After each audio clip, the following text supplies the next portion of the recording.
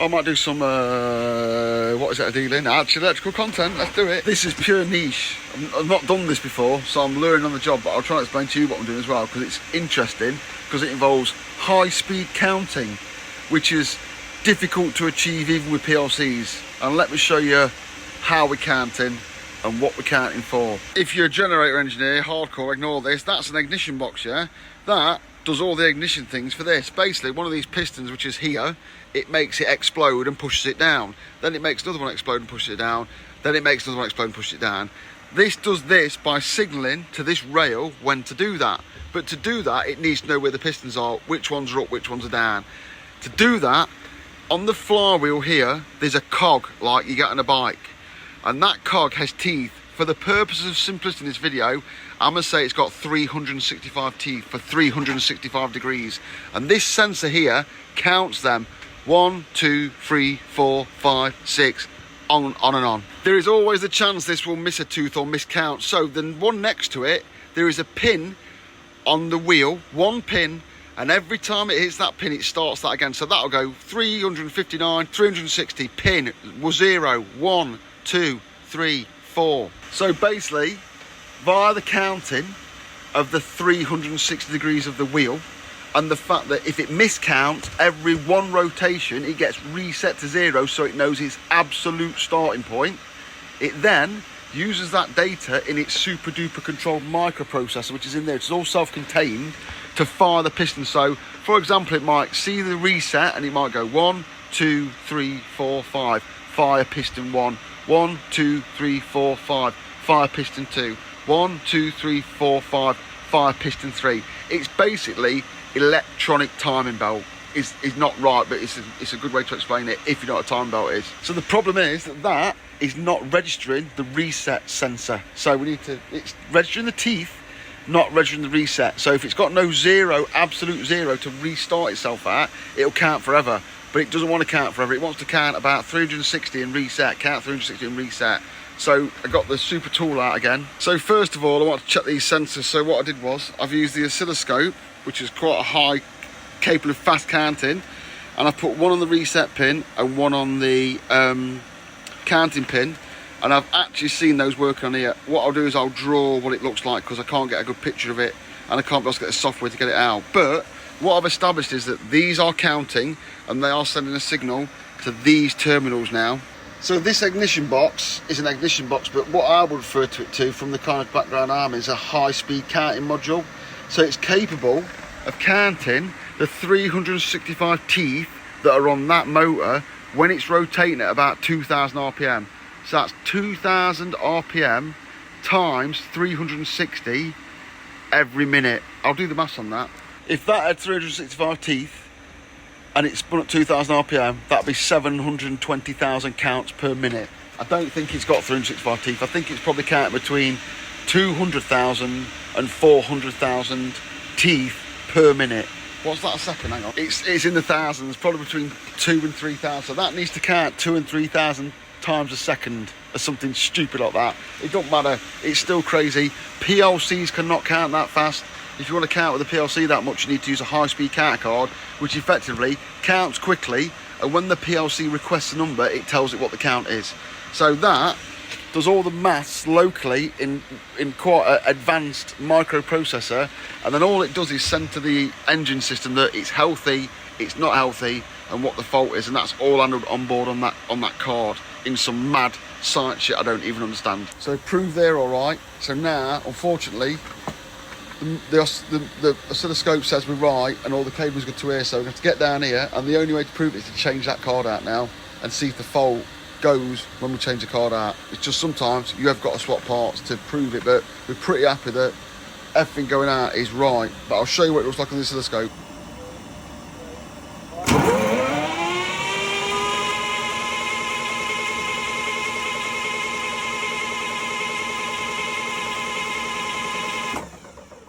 Perfect. Hopefully you saw that. The blue is the teeth that was so close together it looks like a cloud, and every now and again you see the red doing the pulse for the reset, and it's regular as clockwork, which means the rotation's regular. So yeah, when you're dealing with high speed stuff like this, a voltmeter won't do you. You need a scope. You can't measure it without seeing it. You need it to be visually represented, unless you're a robot and you can see that fast. So if you look back on that video, you'll see the cloud with the teeth. So what we're saying is, it's getting back to here.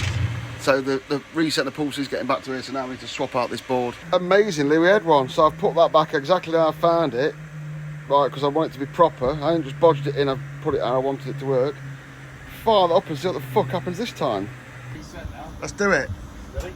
Yeah, man. 3, 2, 1.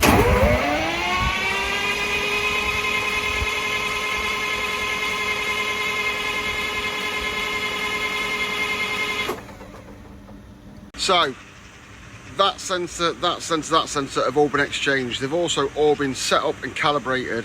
Those cables have been changed one at a time, and then this box, we changed the entire box for this one, and then we swapped the EEPROM, which is here. This is an old style bit of memory. It's like the older version SD card for all you cool kids out there. All been changed one at a time. At no point did we lose the fault we had, which is weird because the system comprises of this box, these 3 sensors and these cables, all of which have been changed out one at a time, and we still managed to get rid of the fault. This is pretty archaic but reliable technology. It's probably dating from the mid-90s. It gets programmed with DOS, so I can't really look at it on the software because I haven't got a DOS PC with me. That's a bit like nowadays how we use XP. Back in the 90s they still used DOS because it was reliable and just worked. This is all very old school silicone, like timer chips and stuff like that. You can see it's got this conformal coating on it, which makes it really hard to test. You can swap out the CPU and the EEPROM. They're the only 2 things that aren't conformally coated. There's no signs of snotting on it. We've checked all these pins, all those connectors. We've gone through the entire list. I've gone through all the manuals with the fault finding. There's a lot of fault stuff in the manual that doesn't refer to these. So yeah, unfortunately and unusually, you have to give up. By the time I got the software for that, which is probably on some fucking dodgy site I didn't want to go on, I went to the manufacturers for it and set up a DOS computer and worked out the intricacies of connecting it to a DOS computer, which I'm not totally great with. I'm more of an XP person, although I've got a DOS machine. By the time I'd done all that fucking around and spoke to it via RS-232 and worked out what the settings meant and everything like that so I could interrogate it properly, unfortunately in this case, having improved all the hardware is okay. We're just going to have to get the manufacturer in to deal with it, because they'll plug into it, they'll know all the tricks that we don't. Sometimes we've got to admit defeat, but at least we know when the manufacturer comes out, we've got the hardware, we've got the spare hardware, and we think all the hardware is working and set up as it should be. So they should probably come along, plug it in and go, you're an idiot, you've not done this properly. But it is what it is on some days, isn't it? Can't win them all. Sometimes you've got to admit defeat, you've got to set a certain amount of time or a certain amount of trials or something, trial the things you can do, and then that's it. You can't dedicate infinite time and money to a job. You've got to know when to call in people that know what they're doing. You've got to know when to call in specialists. Hopefully I'll be on the specialist here and I'll see what he does and get a bit of knowledge out of him, so I'll learn something, and next time around I'll maybe be able to do it myself. It is a little bit technically embarrassing, professionally embarrassing, but you know what I mean? At least I'm not screwing fuse boards to the outside of people's asses.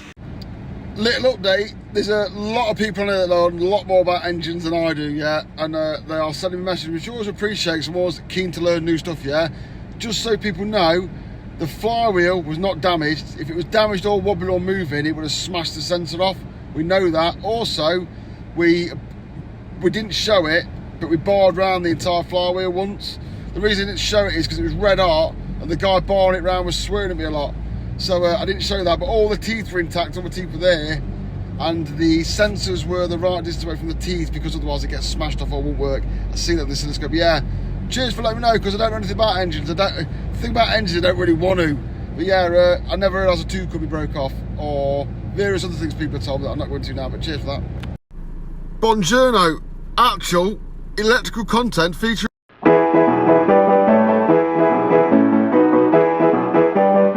This is an oscilloscope. Now, it's brand new, this one, you'll see. This one belongs to the firm I work for. I've just been and nicked it off the other engine this morning. Obviously, you can see I don't think he's used it because it looks brand spanking new, because it is, because I bought it with our tool run.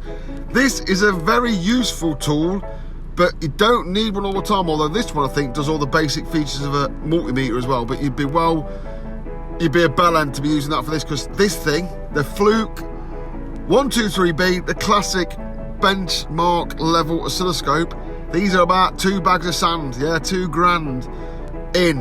the hole to get yourself one of these, but it is a very, very powerful tool. You can get these much cheaper.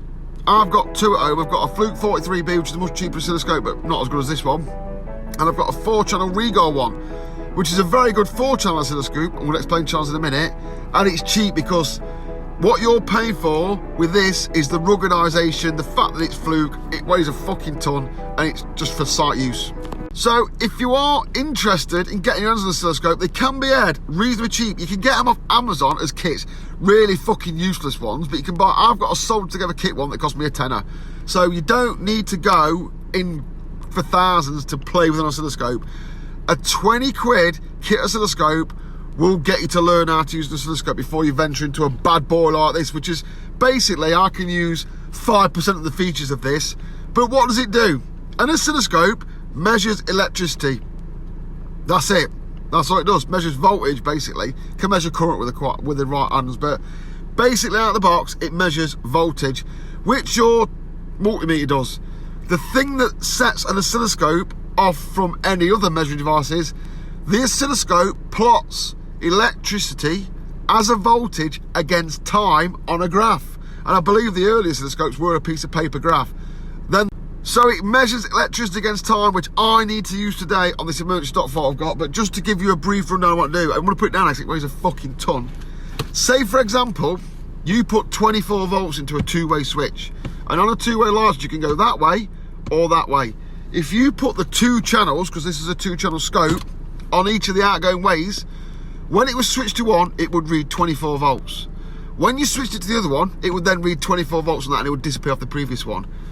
That gap, as that switch flies across for a moment in time that we can't see and a multimeter can't measure, there is no voltage on either of those contacts. And that scope will measure how big that time level is.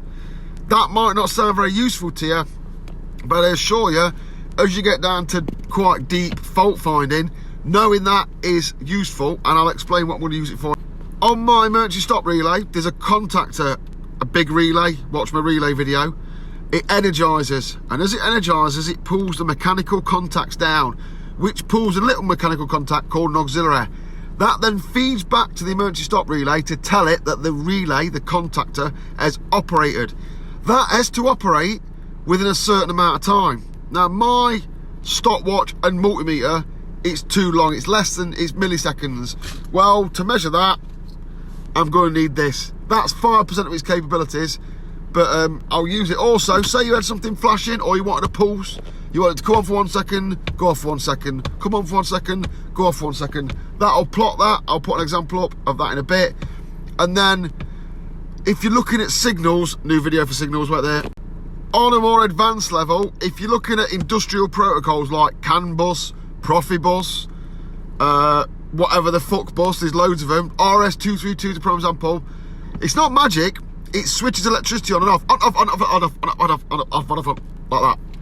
And you can look at those signals without bearing in mind it switched it on and off, probably for a data packet, I don't know, 40 or 50 times in a few milliseconds.